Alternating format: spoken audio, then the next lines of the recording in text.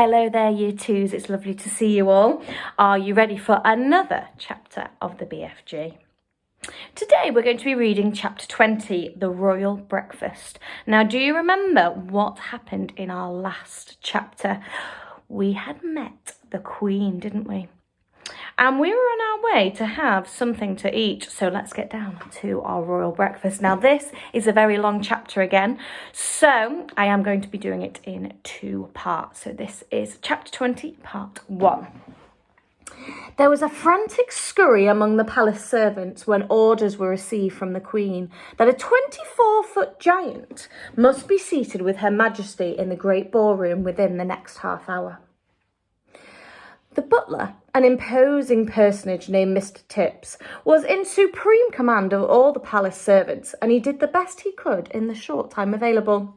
A man does not rise to become the Queen's butler unless he is gifted with extraordinary ingenuity, adaptability, versatility, dexterity, cunning, sophistication, sagacity, discretion, and host of other talents that neither you nor I possess. Mr. Tibbs had them all. He was in the butler's pantry sipping an early morning glass of light ale when the order reached him. In a split second, he had made the following calculations in his head. If a normal 6-foot man requires a 3-foot high table to eat off, a 24-foot giant will require a 12-foot high table. And if a 6-foot man requires a chair with a 2-foot high seat, a 24-foot giant will require a chair with an 80-foot high seat. 8-foot high seat. Everything Mr. Tibbs told himself must be multiplied by 4. 2 breakfast eggs must become 8. 4 rashers of bacon must become 16. 3 pieces of toast must become 12, and so on. These calculations about food were immediately passed on to Monsieur Papillon, the royal chef. Mr. Tibbs skimmed into the ballroom. Butlers don't walk, they skim over the ground. Followed by a whole army of footmen. The footmen all wore knee breeches, and every one of them displayed beautifully rounded calves and ankles. There is no way you can become a royal footman unless you have a well-turned ankle. It is the very first thing they look at when you are interviewed. "Push the grand piano into the centre of the room," Mr. Tibbs whispered. Butlers never raised their voices above the softest whisper. 4 footmen moved the piano. "Now fetch a large chest of drawers and put it on top of the piano," Mr. Tibbs whispered. 3 other footmen fetched a very fine Chippendale mahogany chest of drawers and placed it on top of the piano. "That will be his chair," Mr. Tibbs whispered. "It is exactly 8 feet off the ground. Now we shall make a table upon which this gentleman may eat his breakfast in comfort. Fetch me 4 very tall grandfather clocks. There are plenty of them around the palace. Let each clock be 12 feet high." 16 footmen spread out around the palace to find the clocks.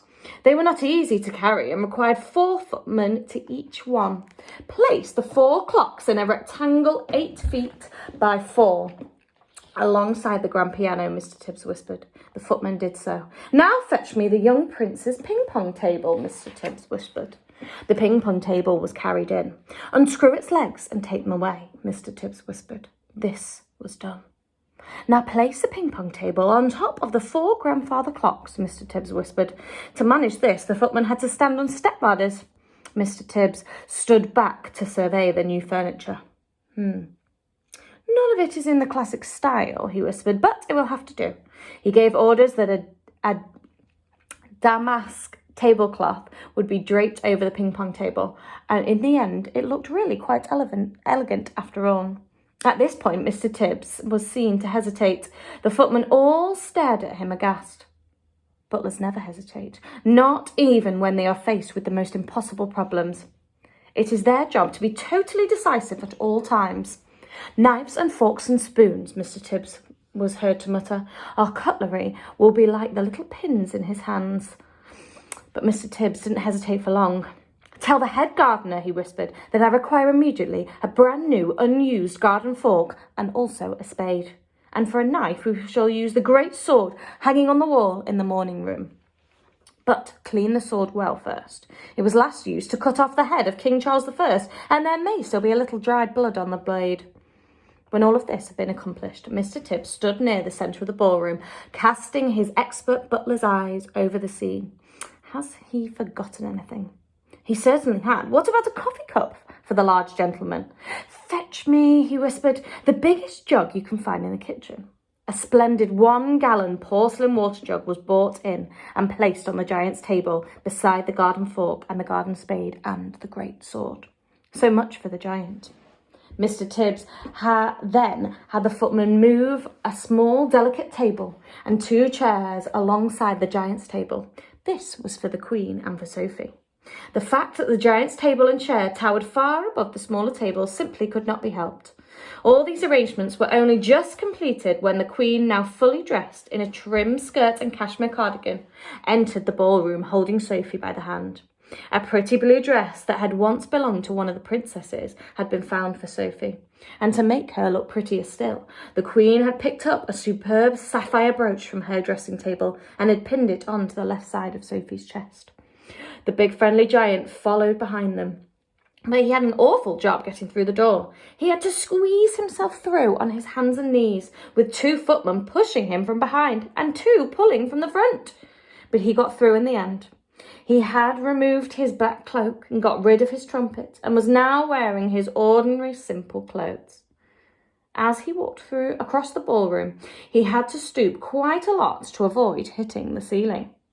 Because of this, he failed to notice an enormous crystal chandelier. Crash went his head right into the chandelier. A shower of glass fell upon the poor BFG.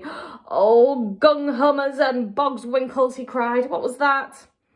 It was Louis XV, the Queen said, looking slightly put out. Oh, he's never been in a house before, Sophie said. Mr. Tibbs scowled. He directed 4 footmen to clear up the mess. Then, with a disdainful little wave of the hand, he indicated to the giant that he should seat himself on top of the chest of drawers, on top of the grand piano. What a fizz-whizzing, flush-bunking seat, cried the BFG. Is going to be bug as a snog in a rug up here. Why does he always speak like that, the Queen asked. Quite often, Sophie said, he gets tangled up with his words. The BFG sat down on the chest of drawers piano and gazed in wonder around the great ballroom. By gumdrops, he cried, what a spliffly whoopsie room we're in. It is so gigantuous. Eyes needing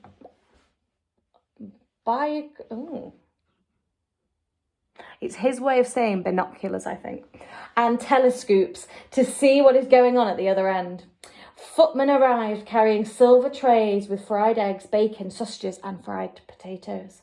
At this point, Mr. Tibbs suddenly realised that in order to serve the BFG at his 12-foot-high grandfather clock table, he would have to climb to the top of one of the tall step-ladders. What's more, he had to do it balancing a huge warm plate on the palm of one hand and holding a gigantic silver coffee pot in the other. A normal man would have flinched at the thought of it. But good butlers never flinch. Up he went, up and up and up, while the Queen and Sophie watched him with great interest. It is possible they were both secretly hoping he would lose his balance and go crashing to the floor. But good butlers never crash. At the top of the ladder, Mr. Tibbs, balancing like an acrobat, poured the BFG's coffee and placed the enormous plate of food before him. On the plate there were 8 eggs, 12 sausages, 16 rashers of bacon and a heap of fried potatoes. What is this, please, your Majesty? The BFG asked, peering down at the Queen. He has never eaten anything except snozcumbers before in his life, Sophie explained. They taste revolting. They don't seem to have stunted his growth, though, the Queen said.